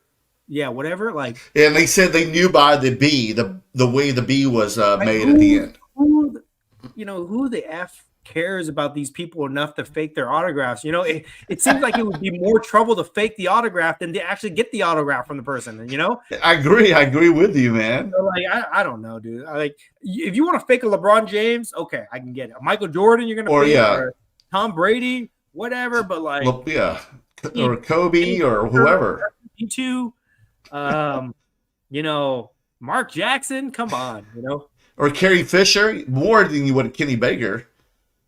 Joseph Champagne, gentlemen, great show. Your entire back and forth tonight is fantastic and insightful. You have once again affirmed my decision to collect vintage as my entire collection. See you all in Cleveland. All right. For the Cleveland Steamer. Woo! Denny Cards, bro. Oh, there you go. Merlin with the Cleveland Steamer. Oh, man. See, Denny, he's demented. He knows what it is. Lee Haskins just joined, but based on title, agree some casinos going on. Not for me, though. I'm a pure collector and buy and keep my cards. Oh, he also said, I guess Dak Prescott autos were also fake or accused. Oh, really? Yeah. Oh, wow. I did not know that. Muslix, gimmick cards, exactly. I never understood why a purple or yellow card was valuable just because it was rare. Those cards are ugly and look poor in or my display. I truly agree. Dan, do you even remember when the comic books went through this phase too? It was also during like the Junk Wax era when the comic book gimmicks were like the covers. They would also have like different variations and different colored chrome and this and that and the embossed ones, and it got oversaturated too. I guess you could say that kind of oversaturated, but I mean, I thought they looked cool, like as a kid, it did, but it was just too much. It was just one gimmick after another. Yeah, I'm okay with gimmicks as long as they don't water them down. You know what I mean? Well, that's what happens though. Like, they get over greedy. It's just I don't know. I just don't like what they're doing right now. With and then it implodes. Yeah, you got to be careful. And redemptions, that's another gimmick too. Mm-hmm. Adrian again. I want to see the grade right now, Dan. He's referring to the Kobe Bryant. We don't want to see it. Let him go through the process, Adrian. People keep messaging me. What's a grade? What's a grade? Show me. You know what the grade is. I don't know the grade, guys. Okay. Mr. Minty knows the grade. He's the one that blacked it out. I don't know the grade. I will know Friday. I'm as anxious to find this as you guys are. Okay, believe me, I got a lot of money writing on this, guys. So we will find out Friday. Poco Holo Sports, FYI, Merle, they have gluten-free options everywhere. They have gluten-free pizza and all kinds of breads that are gluten-free. Gluten-free is common now in restaurants. Dude, I live in Los Angeles, and luckily we're going to be in Dallas, Austin, and Atlanta. I'm sure they have all kinds of other variations. Speaking of variations, they're going to have variations of pasta and pizza for me and bread. Okay. So I'll be okay, Dan. Do not worry. I'll make this work. Talking about gluten-free, I once had a gluten-free pizza crust that was made of cauliflower. And I eat a lot of that. Disgusting, guys. It was disgusting. You didn't like it? No, I'll eat it, dude. No, Jesus Christ. Gluten-free, guys. See, that's what happened. I was all healthy, feeling good. Then Dan put me on this voyage of going to card convention after card convention, and I started eating all this gluten that was building up inside my system. until one card show in Chicago, we ate the deep dish pizza and the Merle exploded everywhere. And Dan had to deal with me, man. So basically what Merlin has discovered is I've been slowly poisoning him throughout the last year and a half of our travels. Just a little bit of gluten in each of his meals. And well, the deep dish pizza went overboard, man. And then we ate the hot dogs and stuff. I think that's what did me in. I love it, but yeah. Okay, so that's going to be our last comment here. So we got to everything. I think this was a fun show tonight. We had some good conversations. We did. Great comments from you guys. Again, we want to thank John Holt for the super sticker. That's very generous of you. Thank you for that. Anything you want to plug before we say good night? No, but I will, but I want to say first, though, I was very impressed with the viewers' comments and questions tonight. Thank you so much. Yeah, these were some great questions, so I do appreciate it. And some insight. Also, check me out. I've been posting a lot of stuff now that I'm feeling better and off the gluten. I'm posting more on Instagram. I always clip our shows on Instagram, TikTok, and where else? YouTube, in the shorts under my channel, Merleworld Cards.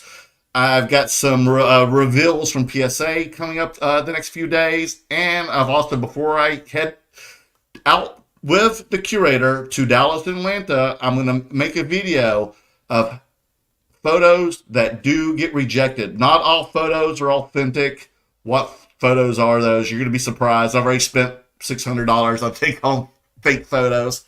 So I think it's going to make some good content. So let's learn. When Dan doesn't get this PSA grade of Kobe Bryant, let's find out what it has. So even though I want y'all on the photo bandwagon, that I want you to learn how to read a photo and figure out if it's fake or not before you send it in the PSA and spend like $100 on it. Okay. So that's it. So check me out. So hit that bell button below. Okay. Dan, now it's your turn. And if you guys do see those shorts on TikTok, Instagram, share those, guys, so we can kind of yes, please build this community for Between Two Slabs. We're making a push to build out our community, so we appreciate any type of support you guys can give us. Okay, so that's pretty much it. We will be back here next week with our pre-travel show before we go off to Dallas and then Atlanta the following week. So hopefully you guys can join us. That's it. That's all I got to say. Say goodbye. Okay, get some rest, Dan. Bye-bye, everyone. Yo.